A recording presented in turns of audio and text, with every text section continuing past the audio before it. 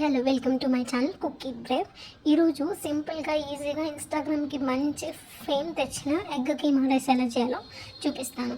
So పిల్లలు పెద్దలు ఎవరైనా ఇష్టంగా తినే ఎగ్ కీమా రైస్ ఎలా చేయాలో ప్రాసెస్లోకి వెళ్ళిపోదాం.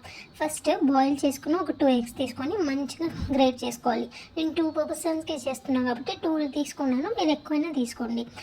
తర్వాత ప్యాన్ పెట్టుకొని అందులో చిల్లీస్, ఆనియన్స్, కొంచెం రుచికి తగినట్టు అల్లం వెల్లుల్లి పేస్ట్ వేసుకొని మంచిగా రెడ్ బ్రౌనిష్ కలర్ వచ్చే వరకు మంచిగా మిక్స్ చేసుకోవాలన్నమాట. తర్వాత ఈ లోపల ఒక టమాటో అనేది కట్ చేసుకొని అది కూడా ఇందులో వేసుకోవాలి. తర్వాత ఉప్పు, పసుపు, కారం కూడా ఇందులో మనం యాడ్ చేసుకోవాలన్నమాట. డైరెక్ట్గా చేసుకొని మంచిగా ఒకసారి మొత్తం కలుపుకున్న తర్వాత చూడండి, మీకు ఇక్కడ వీడియోలో ఎలా అయితే చూపిస్తున్నారో అలా 1కి 2 సార్లు నీట్గా కలుపుకొని అడుగు మాడకుండా చూసుకొని నీట్గా కలుపుకున్న తర్వాత మనం కరివేపాకు ఉంటుంది కదా, కరివేపాకు ఒక 2 రెమ్మలు వేసుకొని అందులో ఏదైతే మనం ఎగ్ని కీమాలా చేసాం కదా దాన్ని వేసి మిక్స్ చేయాలన్నమాట. బాగా కింద అడుగును మాడకుండా మంట సిమ్లో పెట్టుకొని చేయండి ఇదంతా.